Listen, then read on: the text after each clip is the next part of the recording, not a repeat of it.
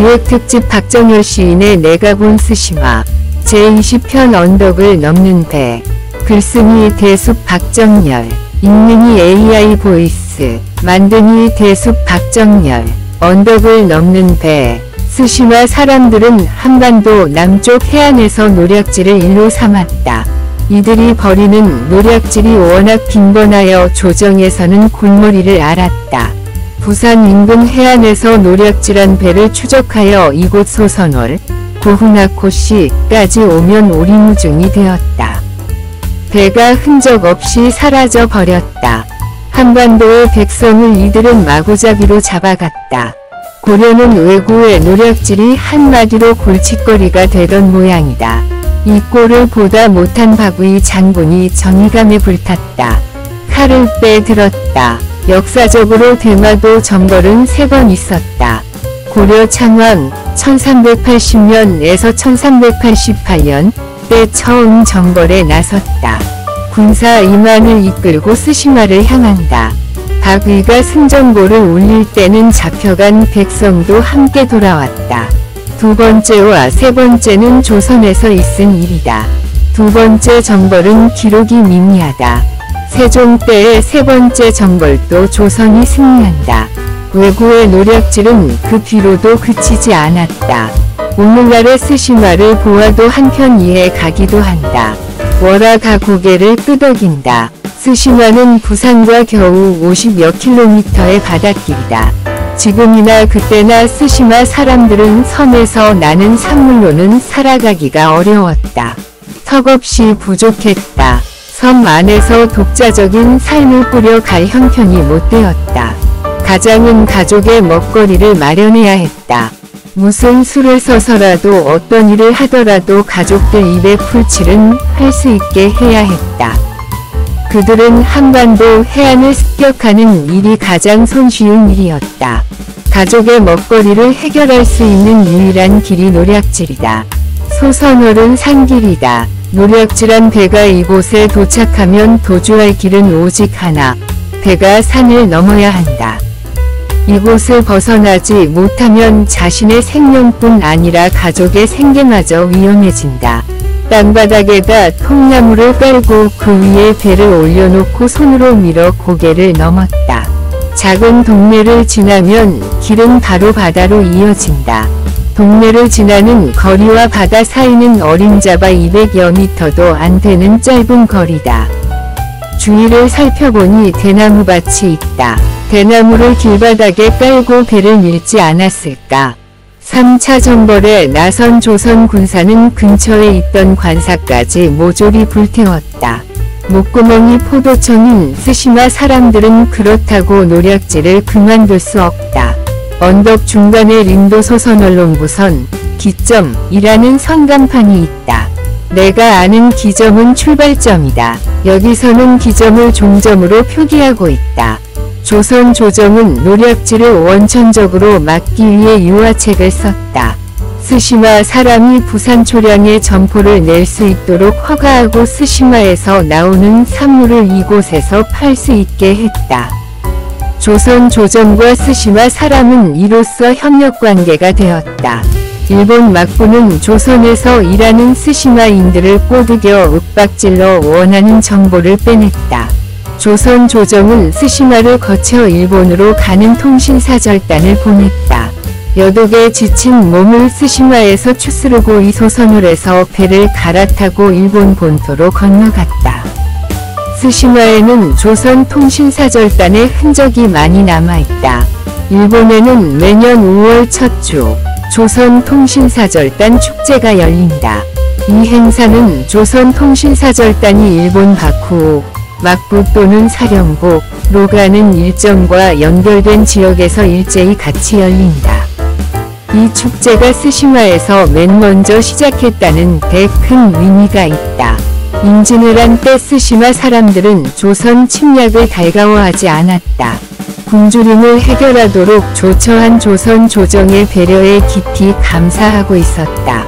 전쟁은 너 나를 가리지 않고 피해만 안기는 불놀이이다.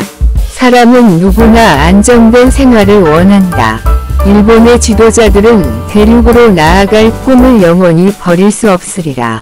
자연환경이 불안하여 국민이 원하는 행복 추구권에 많은 제약이 있음을 잘 알기 때문이다. 지도자라면 누구나 국민의 안락한 생활을 보장해주고 싶지 않을까.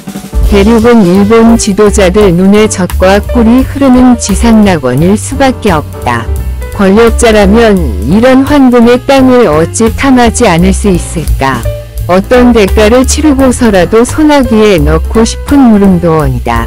이만한 야망도 없는 자라면 권력자가 될 수도 없을 테지만 대한제국이 멸망하기 이전 정치 상황은 일본과 편먹는 무리가 조정안의 벌떼처럼 득실거렸다. 율곡이 주장한 10만 대군 양병설을 긋고 반대하고 나섰던 그 패거리들, 바로 그 무리다. 권력에 눈독 들이다 힘을 가지면 국제정세는 물론 국민 위중은 살피려 하지 않는다. 그로부터 벌어진 고통은 고스란히 국민이 겪고 감내한 기록이 바로 비운의 역사이다. 제 아무리 완권이 강력해도 쪽수로 밀어붙이는 데는 별수가 없다. 그때나 지금이나 상황이 별로 다를 게 없다. 오늘날 정치 현실이 그때와 너무나 닮아있다.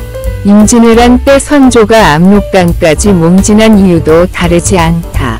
임진왜란이 끝난 뒤 스시마 사람들은 일본진, 일본인이라 말하지 않았다. 츠시마진, 듀이마인을 자청하였다. 조선 조정이 펴온 유화책이 스시마 사람들 삶에 얼마나 많은 득이 되었는지 보여주는 좋은 예다. 파당 싸움이 빌미가 되어 나라 잃은 서름이 백성에게는 혹독하고 치욕적인 세월을 혀 깨물고 사는 고통의 시간이었다. 정치 나부랭이들은 역사를 왜곡하고 파렴치로 일관하면서 이념의 누더기를 겹겹이 걸치고 있다. 백성의 고통은 철저하게 외면하고 있다. 눈물 많은 월화의 눈이 금방 빨갛게 젖는다.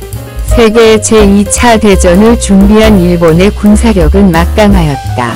일본 지도자의 욕망이 대륙 진출에 화포에 불을 붙였다. 한국과 가까운 대마도가 교두보로 아주 적합했다.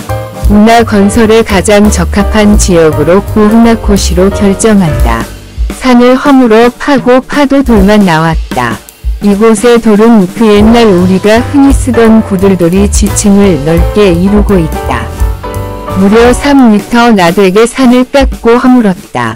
당시 기술과 장비로는 돌산을 계속 파기는 어렵다고 판단하고 포기한 듯하다.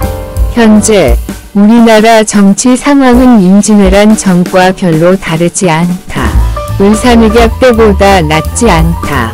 그때나 지금이나 패거리 싸움에 온갖 정치 역량을 쏟아붓고 있다. 정치 나부랭이들은 제 입맛에 맞게 역사를 왜곡하고 법을 개정하고 있다. 어쩌면 진영 논리에 맞춰 애써 현실을 부정하고 외면하고 있는지 모를 일이다. 오직 이합집산 노름에 널뛰고 춤추는 사당패 그 꼴이다. 요즘 회자 하고 있는 나라가 베네수엘라다. 세계 최대 석유 매장량을 보유한 4개 나라 중 그 하나로 알려져 있다. 1인당 GDP 약 3,692달러 세계 128위의 나라가 되었다. 신흥국 중 최하위권에 있는 가난한 나라로 전락하였다. 니콜라스 마두로 대통령의 세 번째 한 취임식 2025 1. 11을 국민임명식이라 불렀다. 니콜라스 마두로 대통령은 대법관을 34명으로 법을 개정하였다. 민주당은 8명이 대법관을 30명으로 늘리겠다고 큰소리친다. 법치를 무너뜨리겠다는 입법 독재자들의 호언이다. 이는 일당 독재가 영구집권을 꿈꾸고 있다는 산 증거이다. 2025년 현재 우리나라 정치 현실이 왜 베네수엘라를 닮지 못해 안달인지 궁금하다. 임진왜란 직전과 흡사하지 않은가? 6.25 전날과 너무 닮아있지 않은가?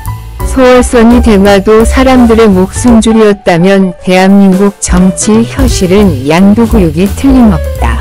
이런 현실 앞에서 철없이 뛰노는 손자들을 보면 할아비로서 너무나 안타깝고 미안한 생각에 가슴이 저리다.